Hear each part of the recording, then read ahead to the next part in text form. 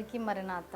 Bible గ్రంథము నుంచి వాక్యాన్ని ధ్యానించుకుందాం. 1 పేతురు 5వ అధ్యాయము 8వ వచనం. నిబ్బరమైన బుద్ధి గల వారై మెలకువగా ఉండుడి. మీ విరోధి అయిన అపవాది గర్జించు సింహము వలె ఎవరిని మృంగుదునా అని వెతుకుచూ తిరుగుచున్నాడు.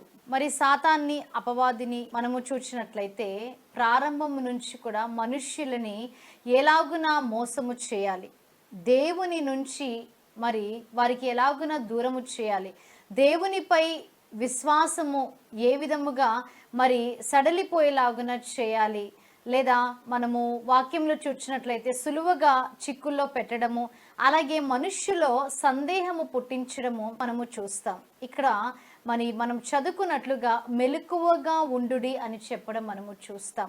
మెలకువగా ఉండి మనము ప్రార్థన చేసే వారముగా ఉండాలి.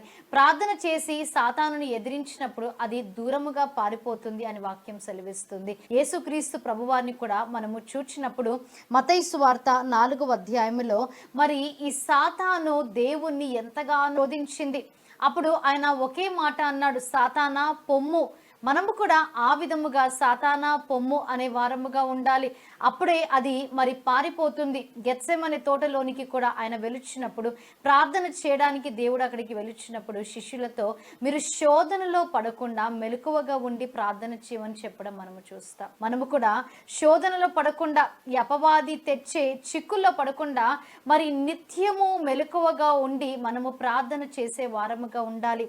ఆదికాండం 39వ అధ్యాయంలో మనము చూసినప్పుడు యోసేపు ఇక్కడ ఎంతగానో శోధింపబడినప్పటికీ దేవుని వైపు చూచాడు. దేవుని యందు ఆయన విశ్వాసం ఉంచి ఉన్నాడు. నా దేవునికి నేను విరుద్ధముగా ఏది కూడా ఆయన చేయను అని చెప్పడం మనము చూస్తాం. మనము కూడా మరి సాతాను పెట్టే చిక్కుల్లో పడకుండా మన హృదయంలో కూడా ఒకవేళ అది సందేహము పెట్టవలసిన స్థితి వచ్చినప్పటికీ ఏ సందేహం లేకుండా పూర్తిగా దేవునిపై మనం ఆధారపడి మెలకువగా ఉండి మనం ప్రార్థన చేసే వారముగా ఉండాలి. ఇక్కడ 9వ వచనంలో మనం చూసినట్లయితే విశ్వాసమందు స్థిరులై వానిని ఎదురించుడి అని వాక్యం సెలవిస్తుంది. దేవుని అందు విశ్వాసములో మరి స్థిరత్వము కలిగి ఆ సాతానుని ఎదిరించినప్పుడు దేవుడు మనకి విజయాన్ని దయచేసే దేవుడిగా ఉన్నాడు. ఇటు వాక్య వర్తమానాన్ని దేవుడు దీవించి ఆశీర్వదించునుగాక. ఆమేన్. ప్రార్థన చేసుకుందాం. మహాగణుడా, మహోన్నతుడా, పరిశుద్ధుడా, మీకు స్తుతులు స్తోత్రాలు తండ్రి. దేవా, వాక్యము ద్వారా మాతో మీరు మాట్లాడి ఉన్నారు తండ్రి. మెలకువగా ఉండడి, అపవాది మరి ఎవరిని మృంగుదుమా అని ఎదురు చూచుచున్నది. అవును తండ్రి, దేవా, అనేకులని నాశనము చేయాలని, మరి ఎన్నో కుటుంబాలలో శాంతి, సంతోషం, సమాధానము లేకుండా చేయాలని అది తిరుగుచున్న తండ్రి. కానీ వాక్యము ద్వారా ఏ విధముగా జయించాలో మీరు మాతో మాట్లాడి ఉన్నారు తండ్రి. నిబ్బరముగా, ధైర్యముగా, మెలకువగా ఉండమని, విశ్వాసంలో స్థిరముగా ఉండమని తండ్రి వాక్యం ద్వారా మీరు మాతో మాట్లాడి ఉన్నారు. అందుని బట్టి మీకు స్తుతులు. విన్న వాక్యాన్ని ప్రతి హృదయంలో మీరు భద్రపరచండి తండ్రి. మీ అందు విశ్వాసం కలిగి జీవించలాగున సహాయము చేయండి. యేసుక్రీస్తు నామములో అడిగి వేడుకుంటున్నాం ప్రియ పరలోకపు తండ్రి.